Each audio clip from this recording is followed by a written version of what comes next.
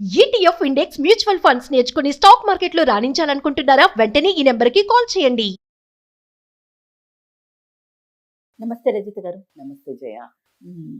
శత్రువులు ప్రతి చోట ప్రతి ఒక్కరికి ఉంటారు. కొంతమంది డైరెక్ట్గా కనిపిస్తారు, కొంతమంది ఇండైరెక్ట్గా ఉంటారు. కానీ చెప్తారు చూడండి, డైరెక్ట్గా కనిపించే శత్రువుతో పోరాడొచ్చట. Absolutely true. మనకి బ్యాక్ ఎండ్ ఉండే శత్రువుని మనం ఏమీ చేయలేము కదా. 100% చాలా డేంజర్. పొడిచే వాళ్ళను గుర్తించలేకపోతాం. ఇది మనకి ఫ్యామిలీలో ఉంటారు, రిలేషన్లో ఉంటారు, ఫ్రెండ్స్లో ఉంటారు, కొలీగ్స్లో ఉంటారు, ఆఫీస్లో ఉంటారు, 100% చోట ఉంటారేమో బహుశా. అంటే 100% వీళ్ళతో మన బిహేవియర్ ఎలా ఉండాలి? ఎందుకంటే ఎవ్రీడే ప్రతి ఒక్కరితో పనులు ఉంటాయి. ముందుకు వెళ్ళాల్సిందే. అవును, ఎదిరించి మాట్లాడలేము. ట్రూ. స్ట్రైట్ గా వెళ్తే మన ముక్కుకే దెబ్బ తగ్గుతుంది. 100%. సో వాళ్ళు ఎలా, అంటే నా క్వశ్చన్ ఏంటంటే వాళ్ళు ఎలా హ్యాండిల్ చేయాలి? హౌ టు హ్యాండిల్ శత్రువు? I know, that's a very good question and more important కూడా. ఎందుకంటే హ్యాండ్లింగ్ తెలవకపోవడం వల్ల మనం మీకు మాట్లాడేటప్పుడు, సారీ అడ్డం వస్తున్నట్టు, మిమ్మల్ని మీతో క్వశ్చనింగ్ చేసినా లేకపోతే మీతో ఇంటర్వ్యూస్ చేసినా ఎందుకు ఇలాంటి టాపిక్స్ ఎక్కువ చూస్ చేసుకుంటానంటే, మనుషులతో ఎక్కువ మాట్లాడతారు, మీరు ఎక్కువ అబ్జర్వ్ చేస్తారు, మనసును పట్టుకుంటారు. సో దాంతో ఫీలింగ్స్ కానీ ఎమోషన్స్ కానీ ప్రతి ఒక్కరిని ఏదంటారు చూసారా, కాచి వడిపోస్తారని. దానికి దిట్టండి రజిత గారు. ఎవరి గురించైనా ఎలాంటి ఐడియా కావాలన్నా ఒక్క మాట చెప్తే చాలు. ఎలా మాకు కూడా పర్సనల్గా ఎన్ని మంచి సలహాలంటే సూపర్. Thank you. అది మంచి స్పీకర్, మీరు వెరీ గుడ్ స్పీకర్. అది ఆ విషయాలను పట్టుకోవాలి అంటే ఎదుటి మనిషికి ఫస్ట్ అవగాహన ఉండాలి. ఇప్పుడు నేను బాగా చెప్తాను అంటే అసలు బాగా చెప్పే మాటల మీద మీకు అవగాహన ఉంది కాబట్టి మీరు పట్టుకున్నారు. దీనికి ఆల్రెడీ ఎంతమందికి తెలిసిన స్టోరీ అయినా నేను దాంతో స్టార్ట్ చేస్తాను. ఫర్ ఎగ్జాంపుల్, ఒక రాయి అక్కడ పడి ఉంది. అక్కడ పడి ఉంటే ఒక అతను వెళ్ళాడు, కుక్క ఉంది, ఒక బిచ్చగాడు ఉన్నాడు, తర్వాత ఒక డైమండ్ మర్చెంట్ ఉన్నాడు. సో అక్కడ ఒక రాయి ఉంది కదా. సో బిచ్చగాడు ఏం చేస్తాడంటే, కుక్క వస్తుంటుంది. కుక్క వస్తుంటే ఏం చేస్తాడంటే, బిచ్చగాడు తీసి ఆ రాయిని ఎదురుగుంటుంది, తీసేసి దాన్ని కుక్కను కొడతాడు. ఆ కుక్క దగ్గరికి వెళ్ళి పడుతుంది. జనరల్గా బాల్ అయితే అది పట్టుకొని పోద్ది కదా, అది దాన్ని ఏంటో అనుకొని చూస్తుంది, దానికి ఏమైనా ఫుడ్ వేసాడా చూస్తుంది. చూసి అని చెప్పేసి అది కూడా ఇట్లా దాని కాళ్ళతో ఇట్లా తంతుంది. ఆ పక్కనే ఒక కారు స్టాప్ చేసుకుని ఒక పెద్ద మనిషి ఉంటాడు, సైట్ లాగా. అతను చూస్తాడు, వెంటనే తీసేసుకుంటే బిచ్చగాడు, ఈడేంటి నాకంటే బిచ్చగాడులా ఉన్నాడే అని అనుకుంటాడు మనసులో. కానీ అతన్ని తీసుకెళ్ళి ఏం చేస్తాడు, ఇమ్మీడియట్ గా డైమండ్ షేప్ దానికి వెళ్ళేసి దాన్ని పాలిష్ పట్టి అది చేస్తే అది కొన్ని కోట్ల విలువ చేసే డైమండ్. సో ఆ విలువ ఎవరికి తెలియాలి, అది రాయనా అది రప్పనా అనేది దానికి తెలియాలి.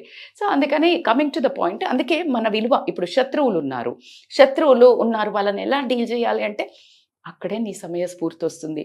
ఆ శత్రువు ఎప్పుడు కానీ నీతో మాట్లాడేటప్పుడు ఒకవేళ వచ్చి మాట్లాడుతున్నాడంటే వాడు వచ్చి మాట్లాడేదే గొడవ పెట్టుకోవడానికి అనేది ఒక క్లారిటీ ఉంటుంది నీకు. శత్రువు అంటే ఆల్వేజ్ నిన్ను ఏదో రకంగా కింద గుంజడానికో, నిన్ను ఎలాగోలా గేలి చేయడానికో, అవమానపరచడానికో, లేదా నిన్ను ప్రాబ్లంలో ఇరికించడానికో, వాడి ఈగో సాటిస్ఫై చేసుకోవడానికో ఏదో ఒకటి ఉంటుంది, ఎజెండా పెట్టుకొని వస్తారబ్బా డెఫినెట్గా. అప్పుడు నువ్వు చాలా సైలెంట్గా ఉండాలి. లేదు అట్లా ఎట్లుంటారు మేడం, వాడికి ఇదే మరి అసలు వచ్చేదే పర్పస్, అది నువ్వు అది వేస్ట్ కదా. నువ్వు కయ్యానికి కాలు దూతే అక్కడ ఏమవుతుంది, వాళ్ళకి నీకు వాళ్ళ గోల్ విన్ అవుతుంది. నీకు ఒక రాంగ్ షాట్ కొడితే నిన్ను ఫౌల్ చేస్తాను, ఒక అటువైపు నుంచి ఒక కావాలని టాక్టికల్ గా ప్లే చేస్తారు కొంతమంది. వాళ్ళని పిచ్చి ప్లేయర్స్ అంటారు. అంటే లైక్ వాళ్ళు ఒకలాంటి స్కామ్ ప్లేయర్ గా చేస్తారు. దాన్ని ఆ ప్లే చేసినప్పుడు నువ్వు దాంట్లో ఇరుక్కోకుండా స్మార్ట్ గా అది అవుట్ పోతుంది నువ్వు వదిలేస్తే. కానీ నా టాలెంట్ చూపిస్తా ఇప్పుడు నువ్వు అని ఇట్లా కింద పడి మీద పెట్టి కొట్టినావు అనుకో, అది బేసిక్ గా నువ్వు అటెంప్ట్ చేయకూడదు, అది వదిలేస్తే అటు వెళ్ళిపోతుంది. బట్ యూ అటెంప్టెడ్, నువ్వు కింద పడ్డావు, బొక్కలు ఇరిగినాయి, నీకు అక్కడ ఏం రాలేదు. ఇక్కడ నువ్వు ఆడలేకపోయినావు అనేది క్రియేట్ అయిందా లేదా? 100%.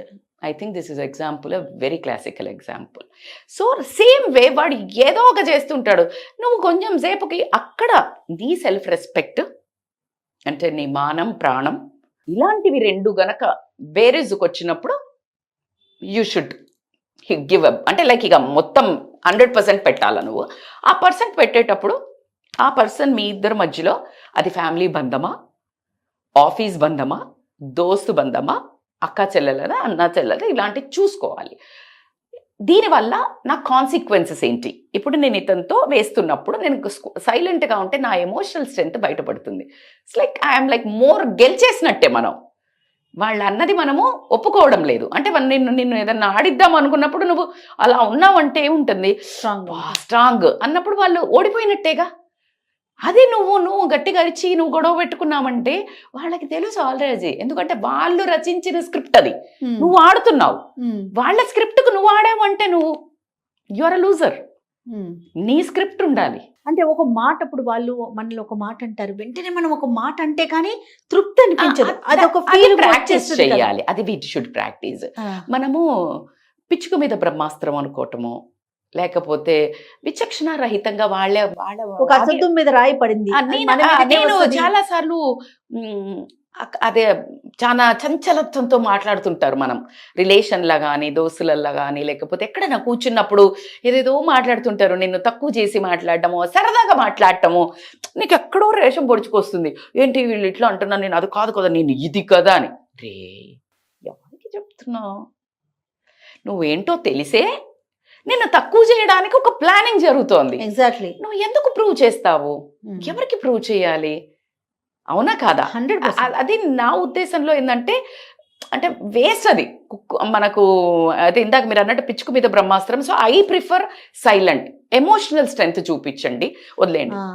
రెండోది నాన్ కంట్రోలబుల్. శత్రువు ఇప్పుడు తన టాలెంట్ మన మీద చూపించడానికి వస్తున్నారు. మీరు అన్నట్టుగా సైలెంట్ గా ఊరుకుంటే వాడు ఏం చేయలేక పక్క నుంచి వెళ్ళిపోతాడు. అవును. కానీ మనం ఓకే వీళ్ళు చాలా స్ట్రాంగ్, వీళ్ళ దగ్గరికి వెళ్ళకూడదన్న థాట్ వాడికి ఎప్పుడు వస్తుంది?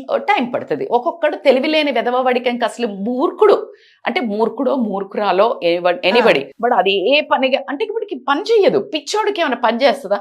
ఇప్పుడు నువ్వు ఎన్నిసార్లు అలా చెయ్యొద్దు. ఇప్పుడు కొంతమంది ఇట్లా బట్టలు చింపేసుకుంటారు, అట్లా అంతా చేస్తారు. అది రాంగ్.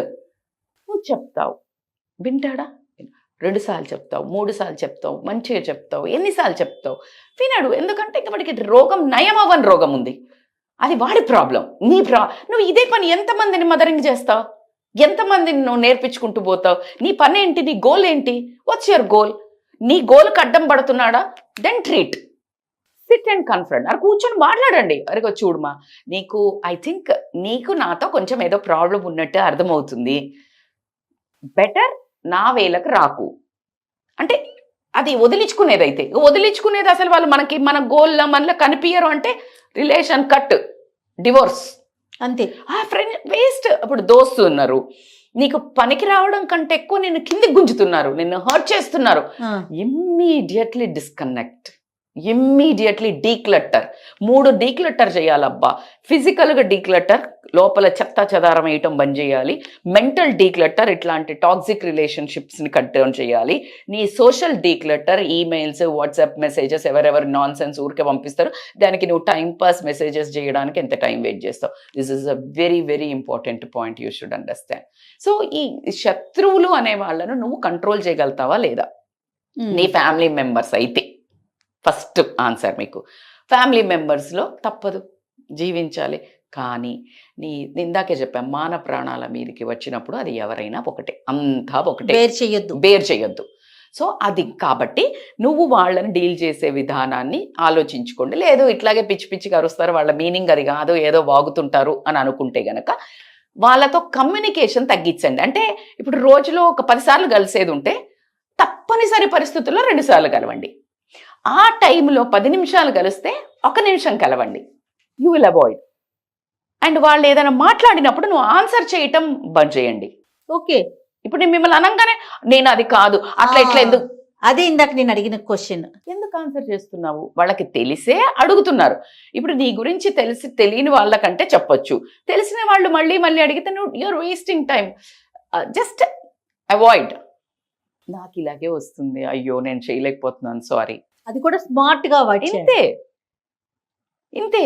ఎందుకు అంటే ఎప్పుడు కానీ గుర్తుపెట్టుకోండి, మీ సారీ అంటే కాంకర్ చేయాలి ఆ రిలేషన్ని కానీ ఆ అక్కడున్న వాతావరణాన్ని కానీ అన్నప్పుడు ఖచ్చితంగా నువ్వు కొంచెం తగ్గాల్సిందే. సమయస్ఫూర్తి. అరే పవన్ కళ్యాణ్ గారు చెప్పారు కదా, ఎక్కడ తగ్గాలో ఎక్కడ నగ్గాలో తెలిసిన వాడే జీవితంలో ముందుకు పోతాడు. So that is the truth. ఎక్కడ నెగ్గాలో కాదు, ఎక్కడ తగ్గాలో తెలిసిన 100% ఎక్కడ నెగ్గాలి, కొన్ని చోట్ల నెగ్గాలి. ఇప్పుడు అదే అబ్యూజివ్ రిలేషన్షిప్ ఉంది, Definitely ఫిజికల్ గా. ఉంది, అక్కడ నెగ్గాల్సిందే. లేదు కొన్ని చోట్ల ఉంటది, కొన్ని చోట్ల ఏదో నోటి దులపిచ్చి తగ్గేస్తే పోలా. అత్త మామ ఉన్నారు, వాళ్ళకి తెలియదు, లేకపోతే ఏదో కొంచెం చాలా హర్ట్ఫుల్ మాటలు అంటారు, చాలా ఇబ్బంది అవుతుంది. కానీ హస్బెండ్ ఫ్యామిలీ, మన అమ్మ నాన్న కూడా సమ్ టైమ్స్ కొంతమంది అమ్మ నాన్నలు కూడా నోటి దుల ఉంటుంది, చాలా అవును. హర్ట్ చేస్తారు. భరించావు కదా, పిల్లని కూడా తక్కువ ఉండు, ఎక్కువ చెయ్యి, తక్కువ ఉండు టైం, ఎక్కువ చెయ్యి, నువ్వు చేయగలిగినంత చెయ్యి, మంచివి చెయ్యి, రెస్పాన్సిబిలిటీ చెయ్యి, తీసుకోకు. కానీ అదర్వైజ్ వాళ్ళు ఎంత పెద్ద శత్రువులు అనిపిస్తుంది అంటే మీ జీవితంలో మీ ఆయనకి నీకు మొత్తం రిలేషనే చెడిపోయి అంత వస్తుంది. నీ జీవితాన్ని కొంతమంది అత్తగారు వాళ్ళు సతాయిస్తున్నారని సూసైడ్ చేసుకున్న వాళ్ళు ఉన్నారు. అవును. సో అక్కడ దాకా వెళ్ళకండి. నీ లైఫ్లో నీకు ఊపిరి ఉన్నది, నీకు జీవితం ఇచ్చాడు దేవుడు అంటే నువ్వు ఈ భూమి మీద ఏమో చేయడానికి వచ్చావు, 100% ఫర్ షూర్. ఆ పర్పస్ కనుక్కో. అందుకే చాలా మంది చెప్తారు, ఈ శత్రువులు ఏంట్రా బాబు, శత్రువులు ఎక్కర్లేరు. మీరు ఫస్ట్ డైలాగ్ కొట్టారు, ఎదుటిగా తెలిసిన శత్రువు కంటే తెలియని శత్రువు డేంజర్. శకుని ఏంటి, వీళ్ళందరినీ చంపడానికి శకుని మెయిన్ అసలు అవును. మహాభారతం జరగడానికి. ఆయనకి వీళ్లతో ప్రాబ్లం, కౌరవులతో. ఆ, అందుకే పాచిక ఇదంతా చేశాడు. సో ఎవరు శత్రువు, ఈయన శత్రువు. అది ముఖ్యంగా అది మీరు ఆలోచించాలి. సో నువ్వు చేసేది నీ కాన్షియస్. అరే శకుని చేసిండు, లేకపోతే నేనైతే ఆడక్కపోదును. నీ యాక్షన్స్కి నీ కాన్సిక్వెన్సెస్ ఏంటి అని నువ్వు ఆలోచించుకొని నువ్వు రెస్పాన్సిబిలిటీ తీసుకోవాలి. శత్రువు ఇట్లా చేసిండు, శత్రువులు ఉంటారమ్మా. శత్రువులు ఉన్నారు కాబట్టికనే రావణుడు ఉన్నాడు, కాబట్టికే రాముడు మహానుభావుడు అయిండు. శూర్పణఖ ఉన్నది కాబట్టికనే రాముడు ప్రేమ సీత మీద తెలిసింది. ద్రౌపదికి కృష్ణుడు అన్న అనేది తెలిసింది, భక్తి తెలిసింది. ఎలాగా ఇలాంటి దౌర్భాగ్యులు ఉండి చీర లాగడం చేయడం బట్టే కృష్ణుడు అంతలా ఇయ్యగలుగుతాడు అని తెలిసింది. ఎక్కడైనా శత్రువు ఉన్నాడు అంటే నీ స్ట్రెంగ్త్, నీ ఎమోషనల్ స్ట్రెంగ్త్, నీ హ్యాండ్లింగ్, నీకేదో తెలియాలి, నువ్వేదో చెప్పాలి. వాళ్ళకు కూడా ఎడమకాలు చప్పు దెబ్బ తీసినట్టు నీ యాక్షన్ తక్కువ ఉండడం వల్లనే తగులుతుంది. మాటతో తగిలేది చాలా తక్కువ, నీ సైలెన్స్తో తగ్గేది వాళ్ళకు విపరీతంగా మారు మోగుతుంది, అది నీకు కనిపించదు. కాబట్టి ఎనీవేస్ శత్రువులను ఎప్పుడు డీల్ చేయాలన్నా వాళ్ళు గొడవ పెట్టుకోవడానికి వచ్చినప్పుడు మనం ఆర్గ్యూ చేయకూడదు. వాళ్ళు ఇల్లాజికల్గా వాదిస్తున్నప్పుడు మనం ఆర్గ్యూ చేయకూడదు. వాళ్ళు ఏదో ఒక ఎజెండా పెట్టుకొని వచ్చారు అని మనకు అర్థమైనప్పుడు స్మార్ట్గా ఇంకేదో చేసేసి ఏదో కాఫీ తప్పని రిలేషన్స్ అయినప్పుడు ఇగ్నోర్ చేసేసి వాళ్ళని ఇంకొక ట్రాప్లోకి మంచిగా తీసుకొచ్చుకొని తప్పని వాటికి you need to really smart play. తప్పించుకునే వాటికి shoot out, just shoot out. తప్పని ఉంటాయి కదా, ఫ్యామిలీవి, చుట్టాలవి, ఫ్రెండ్స్వి, కొన్ని మరి దిల్కే పాస్ ఉన్నాయి. సో వాళ్ళది టైం తక్కువ ఉన్నంతసేపు జస్ట్ హ్యాపీగా ఉండాలి. ఇంటెన్స్ అవుతుంది అనగానే అవుట్ ఫ్రమ్ ద సీ. ఎప్పుడు బయటపడాలో కూడా తెలియాలి కన్వర్సేషన్ నుంచి. మనుషుల్ని మనసుల్ని పూర్తిగా చదివేసి పిండేసి ఎందుకంటే నెంబర్ ఆఫ్ పర్సన్స్ ని, నెంబర్ ఆఫ్ షోస్ కూడా చేస్తారు కదా మీరు యాజ్ మోటివేషనల్ స్పీకర్ గా, లైఫ్ కోచ్ కదా. మామూలు కోచ్లకి లైఫ్ కోచ్లకి డిఫరెన్స్ ఏంటి ఈ సందర్భంగా?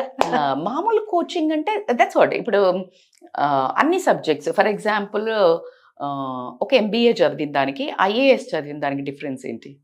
MBA నువ్వు ఓన్లీ బిజినెస్ పరంగా ఇట్లా చదువుతావు.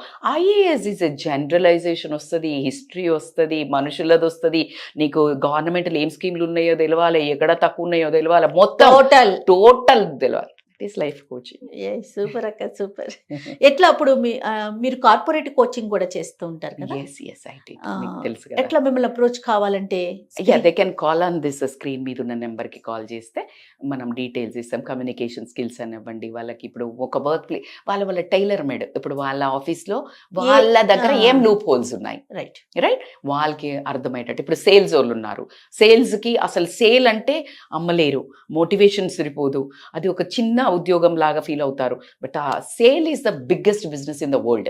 ఓకే. సో దాన్ని ఎలా మోటివేట్ చేయాలి, అసలు సేల్ కున్న పవర్ డిపార్ట్మెంట్ కి మోటివేషన్. ఇక్కడ నుంచి నువ్వు డైరెక్ట్ గా you can become that owner of that.